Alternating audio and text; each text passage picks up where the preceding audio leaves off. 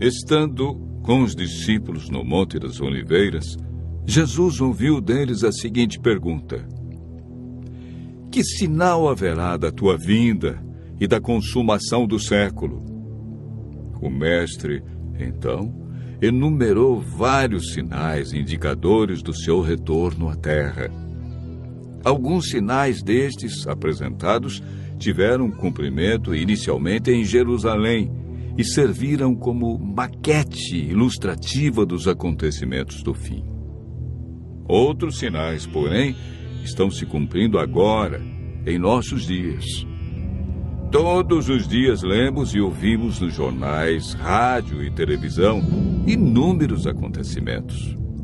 São várias as tragédias: terremotos, chacinas, roubo, enganos, crianças abandonadas, doenças, fome, guerras.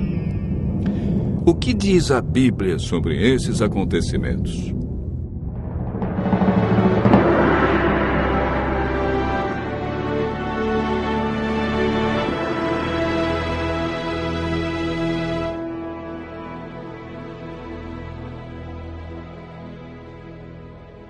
Vamos analisar os sinais que antecedem a sua volta em 3 partes.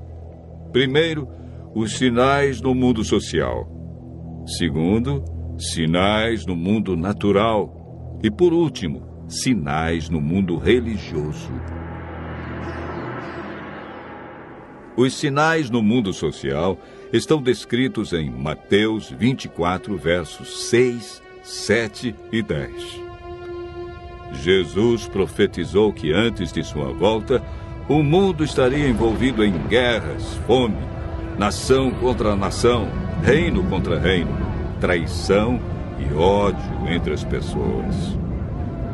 Na segunda carta de Timóteo, capítulo 3, versos 1 a 5, nos fala de tempos difíceis. Desemprego, fome, pessoas egoístas, avarentas, pessoas blasfemando de Deus, filhos desobedientes à paz, homens sem domínio de si. Esses sinais no mundo social são provenientes da obra de Satanás e não de Deus. Na segunda parte do nosso estudo, falamos a respeito dos sinais no mundo natural. Mateus 24, versos 7 e 29, fala de sinais que estão acontecendo e que já aconteceram. No dia 19 de maio de 1780, o sol escureceu. Esse dia ficou conhecido como o Dia Escuro. Na região leste dos Estados Unidos, tão densas eram as trevas que as lamparinas foram acesas ao meio-dia. A lua, embora fosse cheia, negou-se a iluminar. A ciência não conseguiu explicar esse fato sobrenatural, mas a Bíblia o apresenta como um dos sinais que antecede a vinda de Cristo. Em 13 de novembro de 1833, ocorreu uma deslumbrante queda de estrela jamais vista. Esses sinais já se cumpriram uma vez, mas antes da vinda de Jesus se repetirão com maior intensidade. Os sinais no mundo natural, como terremotos, enchentes e grandes calamidades que matam milhares de pessoas, indicam que Satanás está agindo até mesmo na natureza. Tratamos na terceira parte do nosso estudo sobre os sinais no mundo religioso. Mateus 24, versos 4 e 5, fala sobre o engano religioso que haverá no tempo do fim.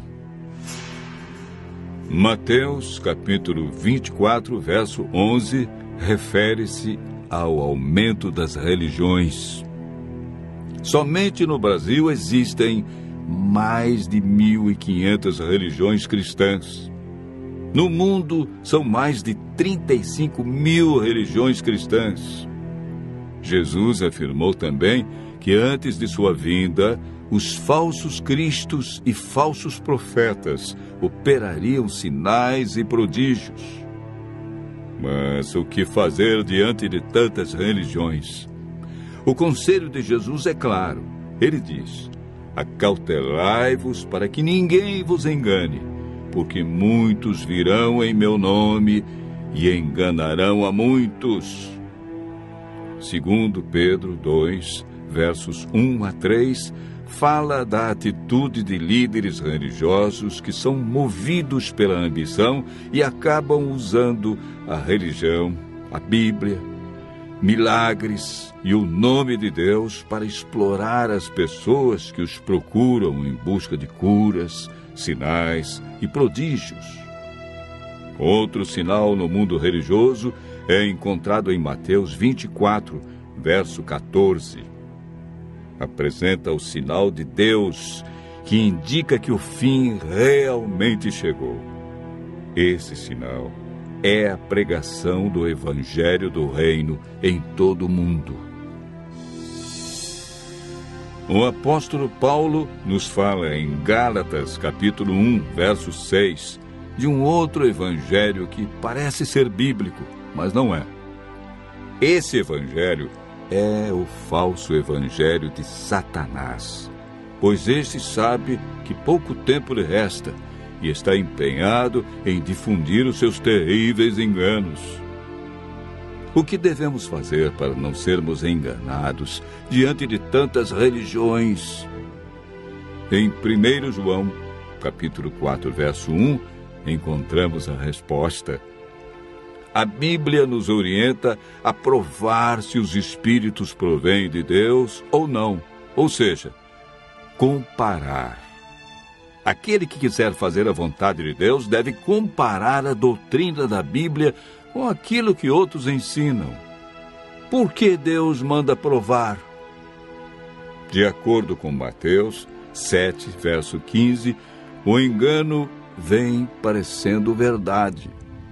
Vimos que os sinais preditos por Cristo estão todos se cumprindo, indicando que em breve todo o mal do universo terá seu fim. O que está faltando para Jesus voltar? Primeiro motivo: o evangelho verdadeiro precisa ser levado a todo mundo. Segundo, Jesus está a cada dia dando mais oportunidades. Ele é paciente e espera uma decisão de cada um de nós ao lado da verdade. Lucas 21, verso 28, declara que, ao começarem estas coisas a suceder, exultai e erguei a vossa cabeça, porque a vossa redenção se aproxima. Continue ouvindo a voz de Deus. Em breve, vamos contemplar Jesus vindo sobre as nuvens do céu com poder e grande glória.